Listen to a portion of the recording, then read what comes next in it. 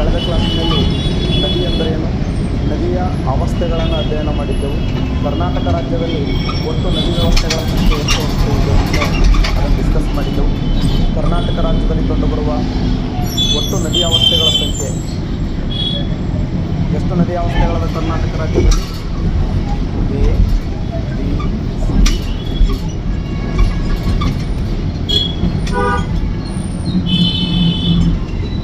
5 ನದಿ ಅವಸ್ಥೆಗಳು, 7, 8, 10. ಎಷ್ಟು ಯಾರು ಹೇಳ್ತೀರಿ? ಕರ್ನಾಟಕ ರಾಜ್ಯದಲ್ಲಿ ಕಂಡುಬರುವ ನದಿ ಅವಸ್ಥೆಗಳ ಸಂಖ್ಯೆ ಎಷ್ಟು? ವೆರಿ ಗುಡ್, ಕರೆಕ್ಟ್ ಆನ್ಸರ್ ಮಾಡ್ತಾ ಇದ್ದೀರಿ. ಕರ್ನಾಟಕ ರಾಜ್ಯದಲ್ಲಿ ಒಟ್ಟು 7 ನದಿ ಅವಸ್ಥೆಗಳದಾವೆ. How many river system in Karnataka ಅಂದ್ರೆ there are 7 river system in Karnataka. Karnataka ರಾಜ್ಯದಲ್ಲಿ ಒಟ್ಟು 7 ನದಿ ಅವಸ್ಥೆಗಳನ್ನು ಕಾಣ್ತೀವಿ. ಆ ಕರ್ನಾಟಕ ರಾಜ್ಯದ 7 ನದಿ ಅವಸ್ಥೆಗಳು ಯಾವಂದರೆ, 1 ಕೃಷ್ಣಾ ನದಿ,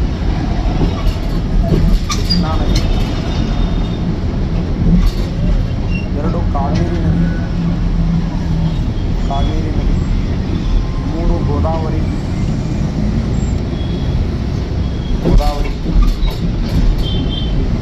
4 ಪಶ್ಚಿಮಕ್ಕೆ ಹರಿಯುವ ನದಿಗಳು,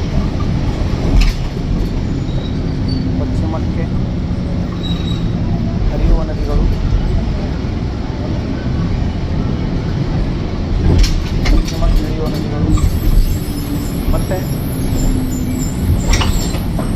ಉತ್ತರ ಪಿನಕಾಣಿ,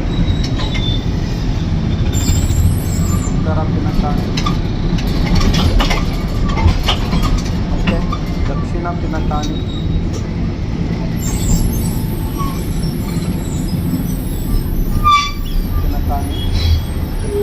ನೆಕ್ಸ್ಟೇ ಪಾಲಾರ್ ನದಿ. ಕರ್ನಾಟಕ ರಾಜ್ಯದಲ್ಲಿ ಕಂಡುಬರುವ ಒಟ್ಟು ನದಿ ಅವಸ್ಥೆಗಳ ಸಂಖ್ಯೆ ಎಷ್ಟು ಅಂತಂದರೆ, ನಮ್ಮ ರಾಜ್ಯದಲ್ಲಿ 7 ನದಿ ಅವಸ್ಥೆಗಳಿದಾವೆ. 1 ಕೃಷ್ಣಾ ನದಿ, 2 ಕಾವೇರಿ ನದಿ, ಗೋದಾವರಿ ನದಿ, ಪಶ್ಚಿಮಕ್ಕೆ ಹರಿಯುವ ನದಿ ಅವಸ್ಥೆ, ಉತ್ತರ ಪಿನಕಾಣಿ, ದಕ್ಷಿಣ ಪಿನಕಾಣಿ, ಪಾಲಾರ. ಆದರೆ ಕೆಲವು ಪುಸ್ತಕಗಳಲ್ಲಿ ಏನು ಕೊಟ್ಟಿರ್ತಾನೆಂದರೆ, ಕರ್ನಾಟಕ ರಾಜ್ಯದಲ್ಲಿ ಹರಿಯುವಂಥ ನದಿ ಅವಸ್ಥೆಯನ್ನು ನೋಡಿದಾಗ ನಮ್ಮ ರಾಜ್ಯದಲ್ಲಿ 5 ನದಿ ಅವಸ್ಥೆಗಳನ್ನು ಕೊಟ್ಟಿರ್ತಾನೆ. ಮತ್ತು ಈ 5 ನದಿಗಳನ್ನು ಸೇರಿ ಒಂದೇ ಒಂದು ವ್ಯವಸ್ಥೆ, ಅದು ನಂದಿದುರ್ಗ ನದಿ ಅವಸ್ಥೆ. ಈ ನಂದಿದುರ್ಗ ನದಿ ಅವಸ್ಥೆಯ ವಿಶೇಷ ಏನು ಅಂದರೆ, ಬಹುಶಃ ಇದು ಕರ್ನಾಟಕ ರಾಜ್ಯದಲ್ಲಿ ನಂದಿದುರ್ಗದ ವ್ಯವಸ್ಥೆ ಏನು ಅಂದರೆ ರೇಡಿಯಲ್ ರಿವರ್ ಸಿಸ್ಟಮ್ ಅಂತ ಕರಿತೀವಿ. ಕರ್ನಾಟಕ ರಾಜ್ಯದಲ್ಲಿ ಹೊಂದಿರುವಂಥ ಏಕೈಕ ರೇಡಿಯಲ್ ರಿವರ್ ಸಿಸ್ಟಮ್ ಯಾವುದು ಅಂದರೆ ಅದು ನಂದಿದುರ್ಗ ನದಿ ಅವಸ್ಥೆ. ಸೌಂಡ್ ಕೇಳಿಸ್ತಾ ಇದೆ ಎಲ್ಲರಿಗೆ?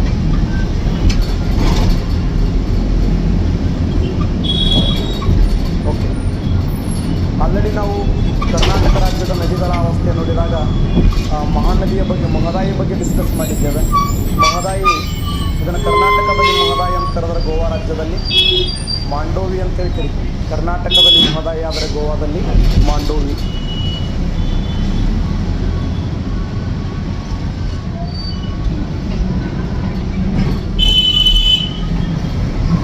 ಕರ್ನಾಟಕ ರಾಜ್ಯದಲ್ಲಿ ಮಹದಾಯಿ ಅಂತ ಕರೆದರೆ ಗೋವಾ ರಾಜ್ಯದಲ್ಲಿ ಮಾಂಡೋವಿ ಅಂತೇಳಿ ಕರಿತೀವಿ.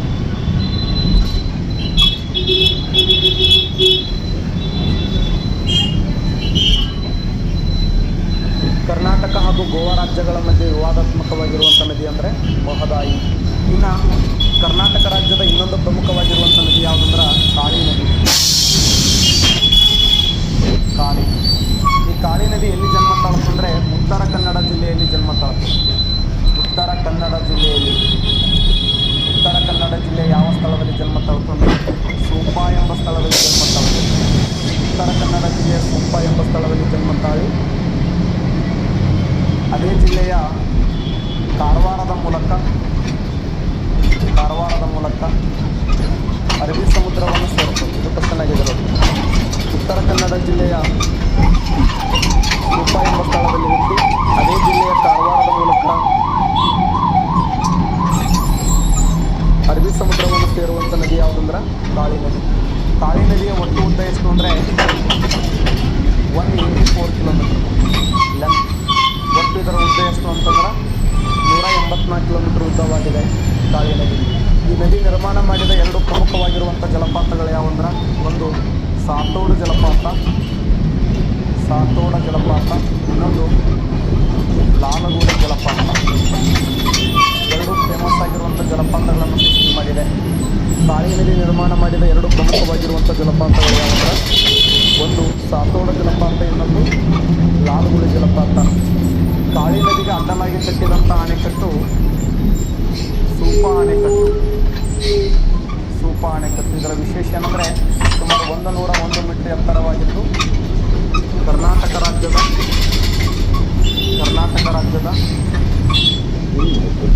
ಅತಿ ಎತ್ತರವಾದ ಅಣೆಕಟ್ಟು. ಕರ್ನಾಟಕ ರಾಜ್ಯದ ಅತಿ ಎತ್ತರವಾದ ಅಣೆಕಟ್ಟು ಯಾವುದು ಅಂತ ಹೇಳಿದ್ದಾನೆ. ಕರ್ನಾಟಕ ರಾಜ್ಯದ ಅತ್ಯಂತ ಎತ್ತರವಾಗಿರುವಂಥ ಅಣೆಕಟ್ಟು ಯಾವುದಂದರೆ ಅದು ಸೂಪಾ ಅಣೆಕಟ್ಟು. ರಾಜ್ಯದ ಅತಿ ಎತ್ತರವಾದ ಅಣೆಕಟ್ಟು. ಭಾರತ ದೇಶದ ಅತಿ ಎತ್ತರವಾದ ಅಣೆಕಟ್ಟು ಅಂದರೆ ತೆಹರಿ ಅಣೆಕಟ್ಟು ನೋಡಿ. ಭಾರತದ ಅತಿ ಎತ್ತರವಾದ ಅಣೆಕಟ್ಟು ತೆಹರಿ ಅಣೆಕಟ್ಟು. ಇನ್ನು ಈ ಕಾಳಿ ನದಿಯ ವಿಶೇಷ ಏನಂದರೆ, ಕಾಳಿ ನದಿಯ ಎಡಭಾಗದಲ್ಲಿ ಒಂದು ಪ್ರಸಿದ್ಧವಾಗಿರುವಂಥ ಅಣುವಿದ್ಯುತ್ ಸ್ಥಾವರ ಇದೆ. ಅದರ ಹೆಸರು ಕೈಗಾ ಅಣುವಿದ್ಯುತ್ ಸ್ಥಾವರ.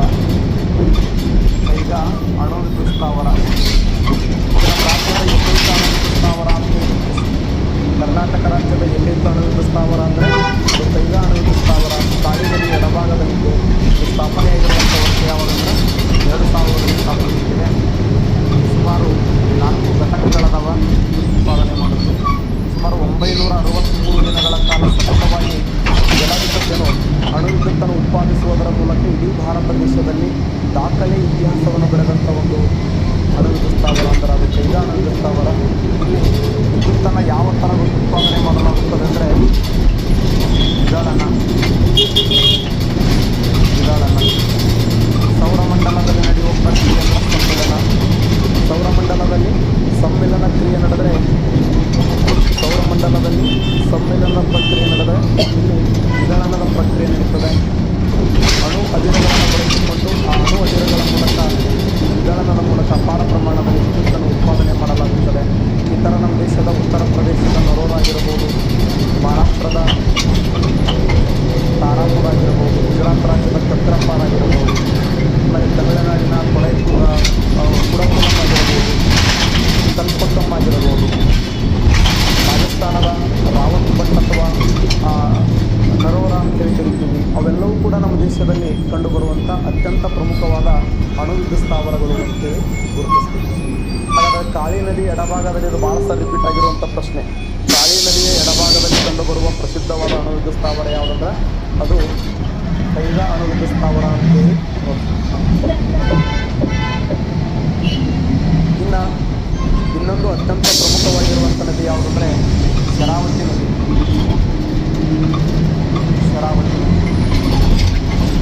ಶರಾವತಿ ನದಿಯ ವಿಶೇಷ ಏನಂದರೆ, ಶರ ಎಂದರೆ ಬಾಣ, ರಾಮನ ಬಾಣದಿಂದ ಜನ್ಮ ತಾಳಿದ್ದರಿಂದ ಇದನ್ನು ಶರಾವತಿ ಅಂತೇಳಿ ಬರೆದರು.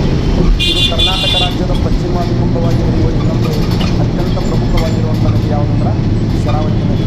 ಈ ಶರಾವತಿ ನದಿ ಎಲ್ಲಿ ಜನ್ಮ ತಾಳುತ್ತದೆ ಅಂದ್ರೆ ಶಿವಮೊಗ್ಗ ಜಿಲ್ಲೆಯಲ್ಲಿ ಜನ್ಮ ತಾಳುತ್ತದೆ. ನಮ್ಮ ರಾಜ್ಯ ನೋಡಲು ಗೋಡಂಬಿ ಆಕಾರದಲ್ಲಿದ್ದು ಶಿವಮೊಗ್ಗ ಜಿಲ್ಲೆಯಲ್ಲಿ ಜನ್ಮ ತಾಳುತ್ತದೆ.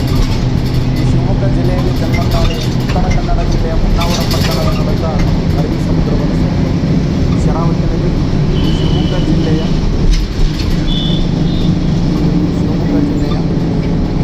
ತೀರ್ಥಹಳ್ಳಿ ತಾಲೂಕಿನ ಅಂಬುತೀರ್ಥ ಎಂಬ ಸ್ಥಳದಲ್ಲಿ ಜನ್ಮ ತಾಳುತ್ತದೆ. ಶಿವಮೊಗ್ಗ ಜಿಲ್ಲೆಯ ಅಂಬುತೀರ್ಥ ಎಂಬ ಸ್ಥಳದಲ್ಲಿ ಜನ್ಮ ತಾಳಿ ಪಶ್ಚಿಮ ಅಭಿಮುಖವಾಗಿ ಹರಿದು ಉತ್ತರ ಕನ್ನಡ ಜಿಲ್ಲೆಯ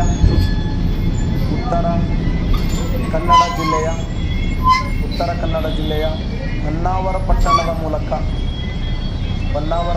ಮೂಲಕ ಅರಬ್ಬಿ ಸಮುದ್ರವನ್ನು ಸೇರುತ್ತದೆ. ಇದು ಇಂಪಾರ್ಟೆಂಟ್. ಶಿವಮೊಗ್ಗ ಜಿಲ್ಲೆಯ ಅಂಬುತೀರ್ಥ ಎಂಬ ಸ್ಥಳದಲ್ಲಿ ಹುಟ್ಟಿ ಪಶ್ಚಿಮಾಭಿಮುಖವಾಗಿ ಹರಿದು ಉತ್ತರ ಕನ್ನಡ ಜಿಲ್ಲೆಯ ಹೊನ್ನಾವರ ಪಟ್ಟಣದ ಮೂಲಕ ಅರಬ್ಬಿ ಸಮುದ್ರವನ್ನು ಸೇರುತ್ತದೆ. ಈ ನದಿಯ ವೈಶಿಷ್ಟ್ಯ ಏನು ಅಂತಂದರೆ, ಒಂದು ನಿತ್ಯ ಹರಿದ್ವರ್ಣ ಕಾಡುಗಳ ಮೂಲಕ ಹರಿಯುವಂಥ ನದಿ. ಈ ನದಿ ನಿರ್ಮಾಣ ಮಾಡಿದ ಪ್ರಸಿದ್ಧವಾದ ಜಲಪಾತ ಎಂದರೆ ಅದು ಜೋಗ ಜಲಪಾತ. ಜೋಗ್ ಫಾಲ್ಸ್ ಯಾವ ನದಿಯಿಂದ ನಿರ್ಮಾಣಗೊಂಡಿದೆ ಅಂದರೆ ಶರಾವತಿ ನದಿ. ಸ್ಥಳೀಯ ಜನ ಇದನ್ನು ಏನಂತ ಕರೀತಾರೆ ಗೇರುಸೊಪ್ಪು ಜಲಪಾತ ಅಂತ ಕರೀತಾರೆ. ಸ್ಥಳೀಯ ಜನ ಇದನ್ನು ಏನಂತ ಕರೀತಾರೆ ಗೇರುಸೊಪ್ಪು ಜಲಪಾತ ಅಂತ ಕರೀತಾರೆ. ಈ ಜೋಗ ಜಲಪಾತದ ವೈಶಿಷ್ಟ್ಯ ಏನು ಅಂದರೆ ಇಲ್ಲಿದೆ ನೋಡಿ, ಜೀವನದಲ್ಲಿ ಒಮ್ಮೆಯಾದರೂ ನೋಡು ಜೋಗದ ಗುಂಡಿ ಅಂತ ಕರಿತೀವಿ. ಜೋಗ ಜಲಪಾತದ ವೈಶಿಷ್ಟ್ಯ ಏನು ಅಂದರೆ ರಾಜಾರೂಢ ರಾಕೆಟ್ ರಾಣಿ ಅಂತೇಳಿ 4 ಮೂಲಗಳಿಂದ ಹರಿತವೆ. ಎಷ್ಟು ಮೂಲಗಳು? ಜಲಮೂಲಗಳು. ರಾಜ, ರೂರರ್, ರಾಕೆಟ್ ರಾಣಿ. ರಾಜ, ರೂರರ್, ರಾಕೆಟ್, ರಾಣಿ 4 ಜಲಮೂಲಗಳಿಂದ ನೀರು ಹರಿಯುತ್ತವೆ. ರಾಜ, ರೂರರ್, ರಾಕೆಟ್, ರಾಣಿ. ರಾಜ, ರೂರರ್, ರಾಕೆಟ್, ರಾಣಿ ಎಂಬ 4 ಜಲಮೂಲಗಳಿಂದ ಸಂಚಯನಗೊಳ್ಳುವಂಥ ನದಿ ಯಾವುದು ಅಂದರೆ ಅದು ಶರಾವತಿ. ಬಹುಶಃ ಶರಾವತಿ ನದಿಗೆ ಒಂದು ಅಡ್ಡಲಾಗಿ ಅಣೆಕಟ್ಟನ್ನು ಕಟ್ಟಲಾಗಿದೆ. ಯಾವ ಅಣೆಕಟ್ಟು ಅಂದರೆ ಲಿಂಗನಮಕ್ಕಿ ಅಣೆಕಟ್ಟು. ಲಿಂಗನಮಕ್ಕಿ ಅಣೆಕಟ್ಟು ಇದು ಕ್ವಶನ್ ಆಗಿದೆ. ಶಿವಮೊಗ್ಗ ಜಿಲ್ಲೆಯ ಸಾಗರ ತಾಲೂಕಿನಲ್ಲಿ ಲಿಂಗನಮಕ್ಕಿ ಎಂಬ ಸ್ಥಳದಲ್ಲಿ ಅಣೆಕಟ್ಟನ್ನು ಕಟ್ಟಿದ್ದಾರೆ. ವಿಶೇಷ ಏನಂದರೆ 156 TMC ನೀರಿನ ಸಂಗ್ರಹ ಸಾಮರ್ಥ್ಯ ಹೊಂದಿದೆ. ಇಡೀ ಕರ್ನಾಟಕ ರಾಜ್ಯದಲ್ಲಿ ಅತಿ ಹೆಚ್ಚು ನೀರಿನ ಸಂಗ್ರಹ ಸಾಮರ್ಥ್ಯ ಹೊಂದಿರುವಂಥ ಅಣೆಕಟ್ಟು ಅಂದರೆ ಲಿಂಗನಮಕ್ಕಿ. ಆಮೇಲೆ ಇಲ್ಲಿ ಹೈಯೆಸ್ಟ್ ಜಲವಿದ್ಯುತ್ತನ್ನು ಉತ್ಪಾದನೆ ಮಾಡಲಾಗುತ್ತದೆ. ಇಲ್ಲಿ ಅತಿ ಹೆಚ್ಚಿನ ಪ್ರಮಾಣದಲ್ಲಿ ಜಲವಿದ್ಯುತ್ತನ್ನು ಉತ್ಪಾದನೆ ಮಾಡಲಾಗುತ್ತದೆ. ಇಲ್ಲಿರುವಂಥ ಜಲವಿದ್ಯುತ್ ಯೋಜನೆಗೆ ಏನಂತ ಕರೀತಾರೆ ಅಂದರೆ ಮಹಾತ್ಮ ಗಾಂಧೀಜಿ ಅಂತ ಕರೀತಾರೆ. ಮಹಾತ್ಮ ಗಾಂಧೀಜಿ ಜಲವಿದ್ಯುತ್ ಯೋಜನೆ. ಇಡೀ ಕರ್ನಾಟಕ ರಾಜ್ಯದಲ್ಲಿ ಅತಿ ಹೆಚ್ಚು ಜಲವಿದ್ಯುತ್ ಉತ್ಪಾದನೆ ಮಾಡುವಂಥ ಘಟಕ ಅಂದರೆ ಇದೆ. ಹಾಗಾದರೆ ಲಿಂಗನಮಕ್ಕಿ ಅಣೆಕಟ್ಟು ಇಲ್ಲಿರುವಂಥ ಜಲವಿದ್ಯುತ್ ಯೋಜನೆಯನ್ನು ಮಹಾತ್ಮ ಗಾಂಧಿ ಜಲವಿದ್ಯುತ್ ಯೋಜನೆ ಅಂತ ಕರೀತಾರೆ. ಇದರ ಸಾಮರ್ಥ್ಯ ಎಷ್ಟಿದೆ ಅಂದರೆ 156 TMC ನೀರಿನ ಸಂಗ್ರಹ ಸಾಮರ್ಥ್ಯ ಹೊಂದಿದ್ದು ಕರ್ನಾಟಕ ರಾಜ್ಯದಲ್ಲಿಯೇ ಅತಿ ಹೆಚ್ಚು ನೀರಿನ ಸಂಗ್ರಹ ಸಾಮರ್ಥ್ಯ ಹೊಂದಿರುವಂಥ ಅಣೆಕಟ್ಟು. ಆ ನೀರನ್ನು ಯಾವ ಉದ್ದೇಶಕ್ಕಾಗಿ ಬಳಸ್ತಾರೆ ಅಂದರೆ ಜಲವಿದ್ಯುತ್ತಿಗಾಗಿ ಬಳಸುತ್ತಾರೆ. ಇದು ಕೂಡ ಎಕ್ಸಾಮ್ ಕ್ವಶನ್ ಆಗಿದೆ. ಈ ನೀರನ್ನು ಯಾವ ಉದ್ದೇಶಕ್ಕಾಗಿ ಬಳಸಲಾಗುತ್ತೆ ಅಂದರೆ ಜಲವಿದ್ಯುತ್ತಿಗಾಗಿ ಬಳಸಲಾಗ್ತದೆ. ಇಲ್ಲಿರುವಂಥ ನೀರನ್ನು ಮತ್ತು ಮೀನುಗಾರಿಕೆಯನ್ನು ಬಳಸ್ತಾರೆ. ಯಾಕಂದರೆ ಪಶ್ಚಿಮಕ್ಕೆ ಹರಿಯುವ ನದಿಗಳು ಅತ್ಯಂತ ರಭಸವಾಗಿ ಹರಿಯುವುದರಿಂದ ಅಲ್ಲಿ ನೀರಾವರಿ ಮಾಡೋಕ್ಕೆ ಬರೋಂಗೇ ಇಲ್ಲ. ಯಾಕೆ ನೀರಾವರಿ ಮಾಡೋಕ್ಕೆ ಬರೋಂಗಿಲ್ಲ ಅಂದ್ರೆ 14% ಭೂಮಿ ಇದೆ ಅಷ್ಟೇ. 14% ಭೂಮಿ ಇದೆ. ಈ ಕಡೆ ಬಯಲು ಸೀಮೆಯಲ್ಲಿ 86% ಭೂಮಿ ಇದೆ. ಭೂಮಿ ಇರೋದು 14%, ಆದರೆ ನೀರು ಹರಿದು ಎಷ್ಟು ಅಂದರೆ 56% ನೀರಿಗೆ ಹರಿಯುತ್ತೆ. ಇವೆಲ್ಲ ಹೊಸ ಕೂಡಿನೇ 44% ನೀರಿಗೆ ಹರಿಯುತ್ತೆ. ಈ 44% ನೀರನ್ನು 86% ಭೂಮಿಗೆ ಹೊಂದಾಣಿಕೆ ಮಾಡೋದು ಭಾಳ ಕಷ್ಟ ಇದೆ. ಇಲ್ಲ 56% ನೀರು ಹರಿತದೆ, ಇರೋದೇ ಭೂಮಿ ಎಷ್ಟಾದಂದ್ರೆ 14% ಇದೆ. ಮತ್ತು ಭಯಂಕರ ಮಳೆ ಆಗ್ಬೋದಲ್ಲ, ಮಳೆ ಆಗುವುದರಿಂದ ಹೆಚ್ಚಿನ ಪ್ರಮಾಣದಲ್ಲಿ ಮಳೆ ಆಗುವುದರಿಂದ ನೀರಿನ ಅವಶ್ಯಕತೆ ಇಲ್ಲ. ಅದಕ್ಕೆ GS ಪರಮಶಿವಯ್ಯ ವರದಿ ಕರ್ನಾಟಕ ಅಲ್ಲ ಭಾರತ ದೇಶ ಕಂಡ ಅತ್ಯುತ್ತಮವಾಗಿರುವಂಥ ಜಲತಜ್ಞ ಆತ. ಆ GS ಪರಮಶಿವಯ್ಯವರ ವರದಿಯನ್ನು ಅಧ್ಯಯನ ಮಾಡಲಿಕ್ಕೆ ನಮ್ಮ ರಾಜಕಾರಣಿಗಳು ಪುರುಷರಿಲ್ಲ. ಅವರೆಲ್ಲ ಅದನ್ನು ಚೆನ್ನಾಗಿ ಅಧ್ಯಯನ ಮಾಡಿ ಈ ಎತ್ತಿನ ಹೊಳೆ ಯೋಜನೆಯ ಹೆಂಗದು ನಡೀತಾ ಇದೆಯೋ ಆ ಥರ ಎಲ್ಲ ನದಿಯ ನೀರನ್ನು ಬಹುಶಃ ಆ ಪಶ್ಚಿಮಕ್ಕೆ ಹರಿಯುವ ನದಿ ನೀರು ನಾವು ಎಷ್ಟು % ಯೂಸ್ ಮಾಡ್ತೀವಿ ಅಂದರೆ ಭಾಳ ಅಂದ್ರೆ ಒಂದು 3-4% ಯೂಸ್ ಮಾಡ್ತೀವಿ. 50% ನೀರು ಅರಬ್ಬಿ ಸಮುದ್ರಕ್ಕೆ ವೇಸ್ಟಾಗಿ ಹರಿದು ಹೋಗ್ತದೆ. ಆ ನದಿಯ ನೀರನ್ನು ಏನಾದರೂ ನಾವು ಉತ್ತರ ಕರ್ನಾಟಕ ದಕ್ಷಿಣ ಕರ್ನಾಟಕ ಕೊಟ್ಟರೆ ಸಮಗ್ರವಾಗಿ ನೀರಾವರಿ ಯೋಜನೆ ಮಾಡಬಹುದು. ಏನು ಮಾಡ್ತಾರೋ ಯೋಚಿಸಿದ್ದು ದೇವರಿಗೆ ಹೆಚ್ಚಿದ ಮಾತ್ರಕ್ಕೆ ಅರ್ಥವನ್ನು ಮಾಡ್ತಾ ಇಲ್ಲ. ಒಟ್ಟಾರೆ ಕರ್ನಾಟಕ ರಾಜ್ಯದಲ್ಲಿ ಕಂಡುಬರುವಂಥ ನದಿ ವ್ಯವಸ್ಥೆ ನೋಡಿದಾಗ ಶರಾವತಿ ನದಿ ಇದೆಯಲ್ಲ, ಇದು ಪಶ್ಚಿಮ ಅಭಿಮುಖವಾಗಿ ಹರಿಯುವಂಥ ಪ್ರಮುಖವಾಗಿರುವಂಥ ನದಿಯಾಗಿದ್ದು ಈ ನದಿಗೆ ಅಡ್ಡಲಾಗಿ ಕಟ್ಟಿರ್ತಕ್ಕಂಥ ಅಣೆಕಟ್ಟೆ ಲಿಂಗನಮಕ್ಕಿ ಅಣೆಕಟ್ಟು. ಈ ಲಿಂಗನಮಕ್ಕಿ ಅಣೆಕಟ್ಟಿನ ನೀರನ್ನು ಎದಕ್ಕೆ ಬಳಸ್ತಾರೆ ಅಂದರೆ ಎಷ್ಟು ಜಲವಿದ್ಯುತ್ತಿಗಾಗಿ ಬಳಸಲಾಗುತ್ತದೆ.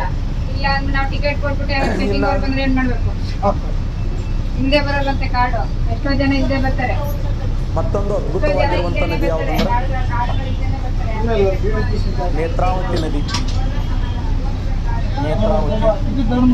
ಕರ್ನಾಟಕ ರಾಜ್ಯದ ಅತ್ಯಂತ ಪ್ರಮುಖವಾಗಿರುವಂಥ ನದಿಗಳಲ್ಲಿ ಇನ್ನೊಂದು ಅತ್ಯಂತ ಮುಖ್ಯವಾಗಿರುವಂಥ ನದಿ ಯಾವುದಂದ್ರೆ ನೇತ್ರಾವತಿ ನದಿ. ಈ ನೇತ್ರಾವತಿ ನದಿ ಎಲ್ಲಿ ಹುಟ್ಟುತ್ತದೆ ಅಂದರೆ ಚಿಕ್ಕಮಗಳೂರು ಜಿಲ್ಲೆಯಲ್ಲಿ ಜನ್ಮ ತಾಳುತ್ತದೆ. ಚಿಕ್ಕಮಗಳೂರು ಜಿಲ್ಲೆಯಲ್ಲಿ ಚಿಕ್ಕಮಗಳೂರು ಜಿಲ್ಲೆಯ ಯಾವ ಸ್ಥಳದಲ್ಲಿ ಜನ್ಮ ತಾಳುತ್ತಂದರೆ ಬಲ್ಲಾಳ ರಾಯನದುರ್ಗ ಎಂಬ ಸ್ಥಳದಲ್ಲಿ ಜನ್ಮ ತಾಳುತ್ತದೆ. ಬಲ್ಲಾಳ ರಾಯನದುರ್ಗ. ಚಿಕ್ಕಮಗಳೂರು ಜಿಲ್ಲೆಯ ಬಲ್ಲಾಳ ರಾಯನದುರ್ಗ ಎಂಬ ಸ್ಥಳದಲ್ಲಿ ಜನ್ಮ ತಾಳುವಂಥ ಈ ನದಿ ಪಶ್ಚಿಮ ಅಭಿಮುಖವಾಗಿ ಹರಿಯುತ್ತದೆ. ಪಶ್ಚಿಮ ಅಭಿಮುಖವಾಗಿ ಹರಿದು ದಕ್ಷಿಣ ಕನ್ನಡ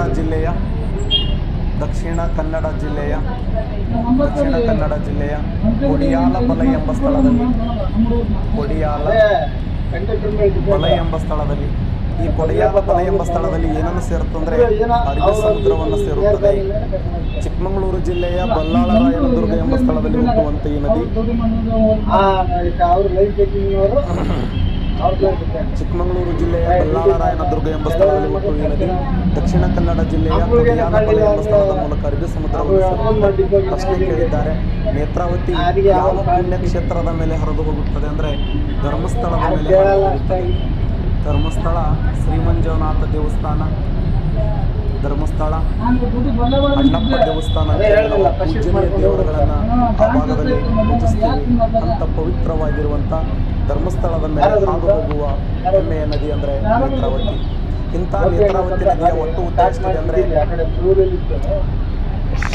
ನೇತ್ರಾವತಿ ನದಿಯ ಒಟ್ಟು ಉದ್ದ 161 ಕಿಲೋಮೀಟರ್ ಲೆಂತ್ ಇದೆ ಟೋಟಲ್. ಈ ನದಿ ನಿರ್ಮಾಣ ಮಾಡಿದ ಪ್ರಸಿದ್ಧವಾದ ಜಲಪಾತ ಯಾವುದಂದ್ರೆ ಬಂಡಾಜೆ ಫಾಲ್ಸ್. ಬಂಡಾಜೆ ಎಂಬ ಜಲಪಾತವನ್ನು ಸೃಷ್ಟಿ ಮಾಡಿದೆ. ನೇತ್ರಾವತಿ ನದಿ ನಿರ್ಮಾಣ ಮಾಡಿದ ಪ್ರಸಿದ್ಧವಾದ ಜಲಪಾತ ಬಂಡಾಜೆ ಫಾಲ್ಸ್, ಬಂಡಾಜೆ ಜಲಪಾತ. ಆಮೇಲೆ ನೇತ್ರಾವತಿ ನದಿಗೆ ಒಂದು ಉಪನದಿ ಇದೆ. ಯಾವುದು ಅಂದ್ರೆ ಕುಮಾರಧಾರ ಅನ್ನುವಂಥ ಉಪನದಿ ಇದೆ. ಕುಮಾರಧಾರ ಎಂಬ ಉಪನದಿ ಇದೆ. ಈ ಕುಮಾರಧಾರ ಅನ್ನುವಂಥ ಉಪನದಿ ನಿರ್ಮಾಣ ಮಾಡಿದ ಪ್ರಸಿದ್ಧವಾದ ಜಲಪಾತ ಅಂದರೆ ಮಲ್ಲಳ್ಳಿ ಫಾಲ್ಸ್, ಮಲ್ಲಳ್ಳಿ ಜಲಪಾತ. ಮಲ್ಲಳ್ಳಿ ಜಲಪಾತ ಯಾವ ಜಿಲ್ಲೆಯಲ್ಲಿದೆ ಅಂದರೆ ಪ್ರಸಿದ್ಧವಾಗಿರುವಂಥ ಮಲ್ಲಳ್ಳಿ ಜಲಪಾತ ಯಾವ ಸ್ಥಳದಲ್ಲಿ ಕಂಡುಬರುತ್ತದೆ ಅಂದರೆ ಕೊಡಗು ಜಿಲ್ಲೆಯಲ್ಲಿ. ಇನ್ನು ಮಲ್ಲಳ್ಳಿ ಕುಮಾರಧಾರ ನದಿ ಯಾವ ದೇವಸ್ಥಾನದ ಮೇಲೆ ಹರಿದು ಹೋಗಿದೆ ಅಂತ ಕ್ವಶನ್ ಕೇಳಿದೆ. ಸುಬ್ರಹ್ಮಣ್ಯ. ಕರ್ನಾಟಕ ರಾಜ್ಯದ ದೇವಾಲಯಗಳ ನಗರ ಎನಿಸಿಕೊಂಡದ್ದು. ಕರ್ನಾಟಕ ರಾಜ್ಯದಲ್ಲಿ ಯಾವ ಸ್ಥಳವನ್ನ ದೇವಾಲಯಗಳ ನಗರ ಎಂದು ಕರೆಯುತ್ತಾರಂದ್ರೆ ಕುಕ್ಕೆ ಸುಬ್ರಹ್ಮಣ್ಯ. ಅಂತ ಕುಕ್ಕೆ ಸುಬ್ರಹ್ಮಣ್ಯದ ಮೂಲಕ ಹರಿದು ಹೋಗುವಂತ ನದಿ ಯಾವುದಂದ್ರೆ ಕುಮಾರಧಾರ ಫಾಲ್ಸ್ ನಿರ್ಮಾಣ ಮಾಡಿದೆ. ಕುಮಾರಧಾರ ನದಿಯ ಉಪನದಿ ಯಾವುದಂದ್ರೆ ಉಪನದಿ. ಹಾಗಾದ್ರೆ ಗುಂಡ್ಯಾ ನದಿಯ ನೀರನ್ನ, ಕುಮಾರಧಾರ ನದಿಯ ನೀರನ್ನ, ನೇತ್ರಾವತಿ ನದಿಯ ನೀರನ್ನ, ಪಶ್ಚಿಮ ನೀರನ್ನು ಮಾಡುವುದರ ಮೂಲಕ ನಮ್ಮ ದಕ್ಷಿಣ ಕರ್ನಾಟಕದ ಹೆಮ್ಮೆಯ ಜಿಲ್ಲೆಗಳಾಗಿರುವ ಚಿಕ್ಕಬಳ್ಳಾಪುರ, ತುಮಕೂರು,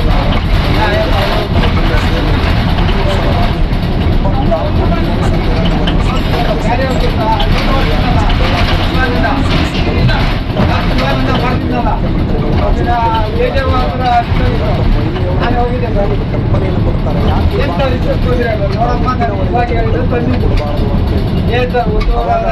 ಒಂದು ಸಮಿತಿ ನೇಮಕ ಮಾಡಲಾಗುತ್ತದೆ. ಆ ಸಮಿತಿ ಹೆಸರು ಪರಮಶಿವಯ್ಯ. ಬಹಳ ಸಾರಿ ಕ್ವಶನ್ ಆಗಿದೆ. ಯಾಕಂದ್ರೆ ಈ ಬಜೆಟ್ನಲ್ಲಿ ಈ ಯೋಜನೆಯ ಬಗ್ಗೆ ಕಲ್ಪನೆ ಕೊಟ್ಟಿದ್ದಾರೆ. ಪರಮಶಿವಯ್ಯ ವರದಿ ಅಂತ ಹೇಳಿ ಗುರುತಿಸ್ತೀವಿ.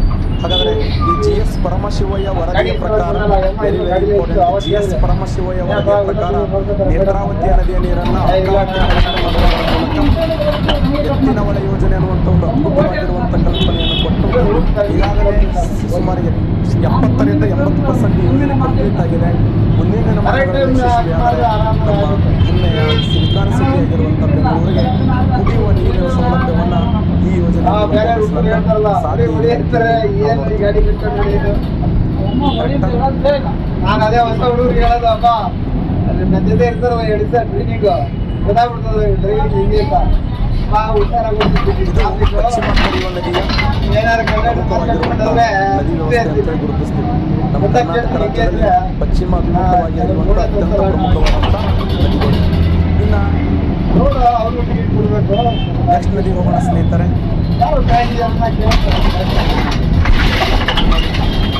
ನಮ್ಮ ಕರ್ನಾಟಕ ರಾಜ್ಯದ ಇನ್ನೊಂದು ಅತ್ಯಂತ ಪ್ರಮುಖವಾಗಿರುವಂಥ ನದಿಗಳ ಸಾಲಿನಲ್ಲಿ ಕಾವೇರಿ ನದಿ.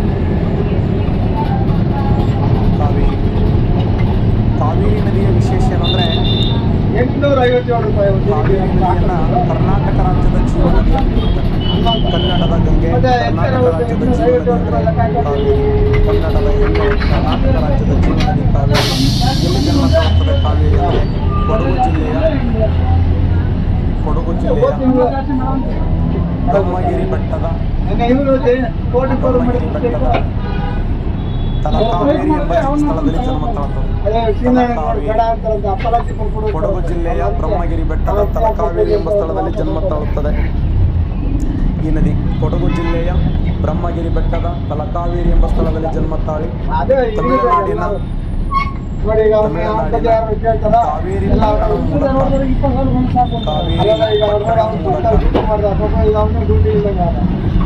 ಕಾವೇರಿ ಪಟ್ಟಣ ಮೂಲಕ ಬಂಗಾಳಕೊಲ್ಲಿಯನ್ನು ಸೇರುತ್ತದೆ. ಬೇ ಆಫ್ ಬೆಂಗಾಲ್ ಅಂತ ರೀತಿ ಬಂಗಾಳಕೊಲ್ಲಿಯನ್ನು ಸೇರುತ್ತದೆ. ಕೊಡಗು ಜಿಲ್ಲೆಯ ಬ್ರಹ್ಮಗಿರಿ ಬೆಟ್ಟದ ತಲಕಾವೇರಿ ಎಂಬ ಸ್ಥಳದಲ್ಲಿ ಹುಟ್ಟುವಂಥ ಈ ನದಿ ಕಾವೇರಿ. ಇದನ್ನು ದಕ್ಷಿಣ ಭಾರತದ ಗಂಗೆ ಅಂತ ದಕ್ಷಿಣ ಭಾರತದ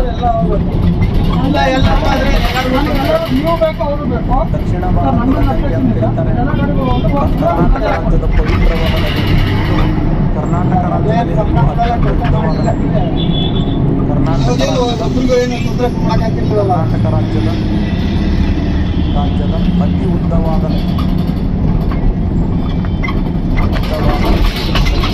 ಕ್ವಶನ್ ಏನು ಕೇಳೋಣಂದರೆ ಕರ್ನಾಟಕ ರಾಜ್ಯದಲ್ಲಿ ಹರಿಯುವ ಅತಿ ಉದ್ದವಾದ ನದಿ ಅಂದರೆ ಕೃಷ್ಣ. ಕರ್ನಾಟಕ ರಾಜ್ಯದ ಅತಿ ಉದ್ದವಾದ ನದಿ ಅಂದರೆ ಕಾವೇರಿ.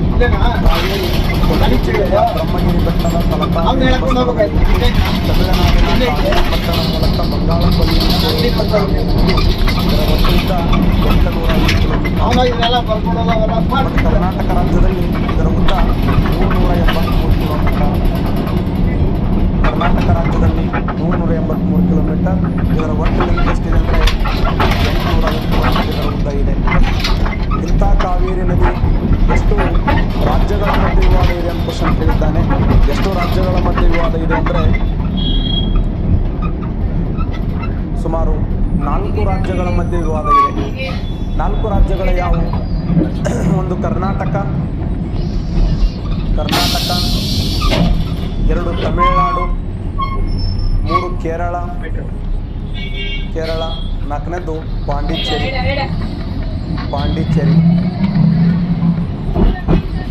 3 ರಾಜ್ಯಗಳು, 1 ಕೇಂದ್ರಾಡಳಿತ ಪ್ರದೇಶ. ಆ್ಯಕ್ಚುಲಿ ಪಾಂಡಿಚೇರಿ ಎನ್ನುವುದು ಯಾವ ರಾಜ್ಯದಲ್ಲಿ ಹಂಚಿಕೆಯಾಗಿದೆ ಅಂದರೆ 3 ರಾಜ್ಯಗಳಲ್ಲಿ ಹಂಚಿಕೆಯಾಗಿದೆ. ಆ 3 ರಾಜ್ಯಗಳು ಯಾವಂದರೆ ಒಂದು ಕೇರಳ ರಾಜ್ಯದಲ್ಲಿ ಮಾಹೆ ಅಂತ ಕರಿತೀವಿ, ಆಂಧ್ರ ಪ್ರದೇಶದಲ್ಲಿ ಕಾರೈಕಲ್ ಅಂತ ಕರಿತೀವಿ, ಇನ್ನು ತಮಿಳುನಾಡಿನಲ್ಲಿ ಯಾನಂ ಮತ್ತು ಪುದುಚೇರಿ. ಒಟ್ಟು 3 ರಾಜ್ಯಗಳ ಮಧ್ಯದಲ್ಲಿ ಇದು ಯಾವುದು ಪಾಂಡಿಚೇರಿ ಹಂಚಿಕೆಯಾಗಿದೆ. ಆ ಥರ ಈ ಪಾಂಡಿಚೇರಿ ತಮಿಳುನಾಡಿನಲ್ಲಿ ಕಂಡುಬಂದು ಕರ್ನಾಟಕ, ತಮಿಳುನಾಡು, ಕೇರಳ, ಪಾಂಡಿಚೇರಿ 4 ರಾಜ್ಯಗಳ ಮಧ್ಯದಲ್ಲಿ ವಿವಾದಾತ್ಮಕವಾಗಿರುವಂಥದ್ದು ಅಂದರೆ ಕಾವೇರಿ ನದಿ ತಾನು ಹರಿಯುವ ಸಮಯದಲ್ಲಿ ಜಲಪಾತಗಳನ್ನು ಸೃಷ್ಟಿ ಮಾಡ್ಯಾದ. ಯಾವ್ಯಾವ ಜಲಪಾತಗಳನ್ನು? ಒಂದು ಶಿವನ ಸಮುದ್ರ ಅನ್ನುವಂಥದ್ದು ಒಂದು ಜಲಪಾತ. ಮತ್ತು ಚುಂಚನಕಟ್ಟಿ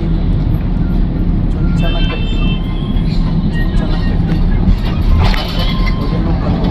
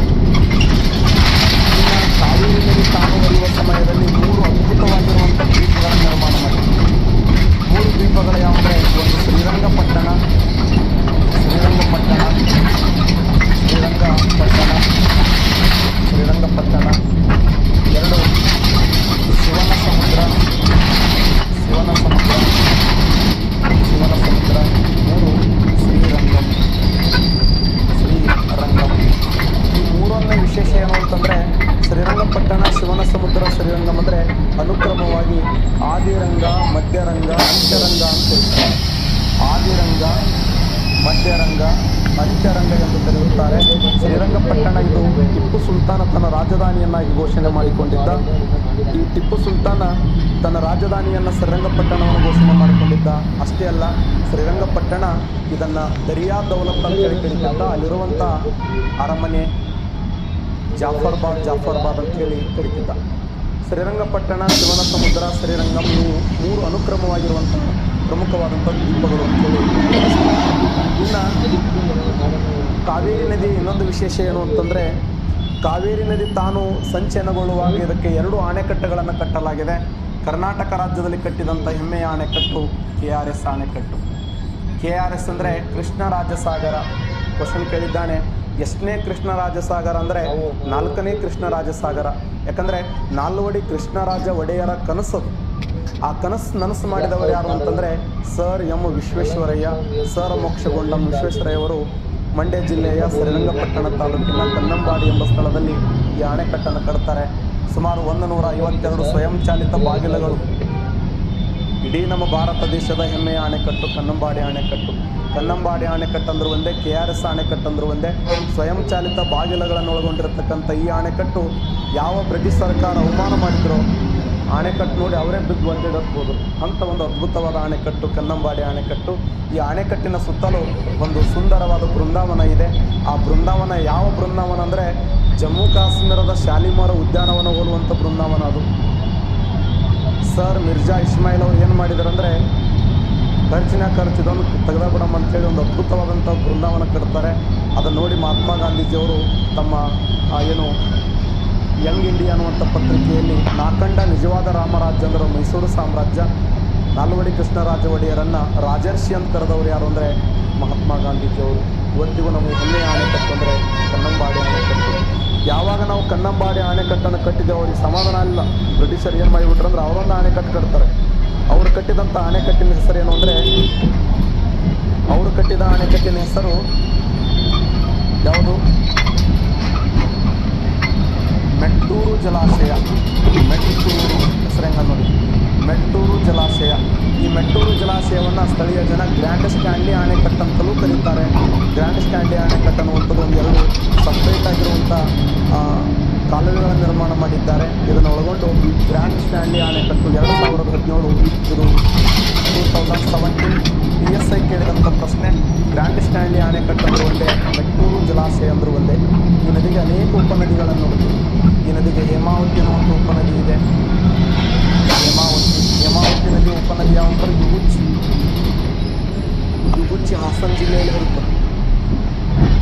ಹೇಮಾವತಿ, ಅರ್ಕಾವತಿ, ಸುವರ್ಣವತಿ,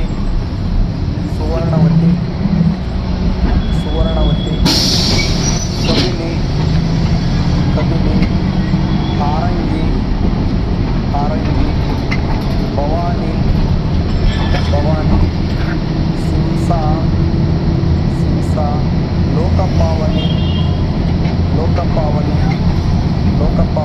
ಅನೇಕ ನದಿಗಳು. ಮೊಯಾರಾಗಿರ್ಬೋದು, ಹೇಮಾವತಿ, ಅರ್ಕಾವತಿ, ಸುವರ್ಣವತಿ, ಕಬಿನಿ, ಹಾರಂಗಿ, ಭವಾನಿ, ಸಿಂಸಾ, ಲೋಕಪಾವನಿ ಇವೆಲ್ಲ ಏನು ಅಂತಂದರೆ ಈ ಒಂದು ಕಾವೇರಿ ನದಿಯ ಅತ್ಯಂತ ಪ್ರಮುಖವಾದಂಥ ಉಪನದಿಗಳು ಅಂತ ಹೇಳಿ ಗುರುತಿಸ್ತೀವಿ. ಮೊಯಾರ, ಹೇಮಾವತಿ, ಅರ್ಕಾವತಿ, ಸುವರ್ಣವತಿ, ಕಬಿನಿ, ಹಾರಂಗಿ, ಭವಾನಿ, ಸಿಂಸಾ, ಲೋಕಪಾವನಿ. ನುಗು ಅನ್ನುವಂಥ ಉಪನದಿ ಇದೆ. ಈ ನುಗು ನದಿಗೆ ಅಡ್ಡಲಾಗಿ ಬಿರುವಾಳು ಎಂಬ ಸ್ಥಳದಲ್ಲಿ, ಮೈಸೂರು ಜಿಲ್ಲೆಯ ಎಚ್.ಡಿ.ಕೋಟೆ ತಾಲೂಕಿನ ಬಿರುವಾಳು ಎಂಬ ಸ್ಥಳದಲ್ಲಿ ಕಟ್ಟಿದ ಅಣೆಕಟ್ಟೆ ಅದು ನುಗು ಅನ್ನುವಂಥ ಅಣೆಕಟ್ಟು. ಹೀಗೆ ದಕ್ಷಿಣ ಭಾರತದಲ್ಲಿ ಅತ್ಯಂತ ಪ್ರಮುಖವಾದ ನದಿ ಕಾವೇರಿ ನದಿಯ ಸಲುವಾಗಿ ಹೊಡೆದಾಡಿಸುತ್ತದೆ. ನೀರನ್ನು ಆರಿಸುವುದು ಏನು, ಬೆಂಕಿಯನ್ನು ಆರಿಸುವುದು ನೀರಾದರೆ ದಕ್ಷಿಣ ಭಾರತದಲ್ಲಿ ನೀರಿಗಾಗಿ ಬೆಂಕಿ ಹಬ್ಬುತ್ತದೆ. ಅಷ್ಟು ಈ ಅತ್ಯಂತ ನಾವು ಕರ್ನಾಟಕ ರಾಜ್ಯದ ಹೆಮ್ಮೆಯ ಕನ್ನಡಿಗರು ಕಾವೇರಿ ನದಿಯ ನೀರನ್ನು ಬಿಟ್ಟುಕೊಡಂಗಿಲ್ಲ ಅಂತ ನಾವು, ತಮಿಳವರು ಬಿಡಂಗಿಲ್ಲ ಅಂತ ಅವರು.